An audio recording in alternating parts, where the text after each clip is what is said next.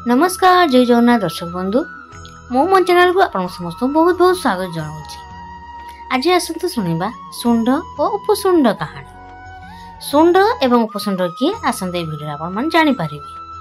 सुंड एवं उपसुंड नामक दुई जन राक्षस हठात पृथ्वी पृष्ठ उत्पात आरंभ करदे। सेमाने संपर्क भाई थिले। सेमाने ईश्वर को तपस्या कर वर प्राप्त होई शक्तिशाली होई उठिले। सेमाने चेष्टा कले निजर शक्ति बल समस्त राक्षस मानंकु जय करने सहित तीन भुवन को मध्य जय करिवे। राक्षस माने एमिति वर प्राप्त होई शक्तिशाली होई उठंती सत, हेले शेषरे सेमाने सेमानंकर गर्व अहंकार जोगु मृत्युवरण करंती। सुंड उपसुंड पुणी थरे ईश्वर को तपस्या करने को लागिले। भक्त मानंकर कठोर तपस्या देखि ईश्वर सेमानंक आगरे आविर्भूत होई कहिले, वत्स मु तुम तपस्या संतुष्ट, मोते तुमे जहा वर मागिब मु ताहा पूरण करिबी। ईश्वरंक मुहरु एपरी कथा सुनी दुई भाई कहिले, प्रभु ए तीन भुवन रे थिबा अपरूपा सुंदरी आंभ मानंकर काम्य। ईश्वर संगे संगे तथास्तु कहिदेले। एहापरे ईश्वर अपरूपा सुंदरी को सेमानंक निकट को पठाई देले। सुंदरी तो देखिबाकू अपरूपा, तांकर रूपरे मुग्ध होई दुई भाई तांकू पाइबा पाई उत्सुक हेले। सेतिपाई उभयंक मध्यरे झगड़ा लागिगला।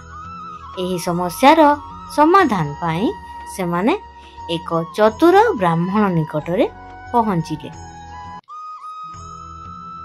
ब्राह्मण जनक प्रचंड धूर्त एवं चालाक थिला। सुंड एवं उपसुंडक समस्या सुनी पारी सेमानंकु बुझेइबाकू जाई कहिला, ब्राह्मण मानंक ऋग्वेद पुरुष सूक्त अनुसार समाज को 4 श्रेणी रे लोकंक वृत्ति बा कर्म अनुसार भाग करा जायछि। सेथिपाई आम ब्राह्मणवादी समाज रे 4टी जाति रहिछि, ब्राह्मण, क्षत्रिय, वैश्य एवं शूद्र।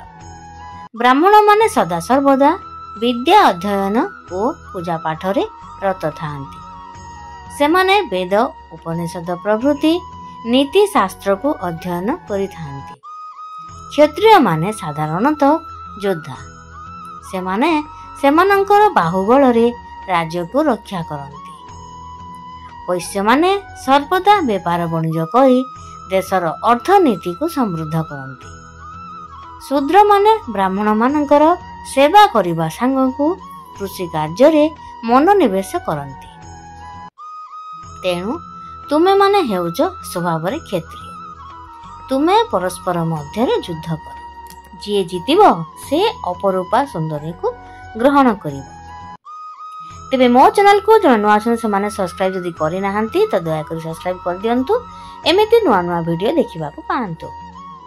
धूर्त ब्राह्मणर क्षत्रिय जाति मानपत्र पाई मूर्ख राक्षस द्वय परस्पर विरोधी होई गले।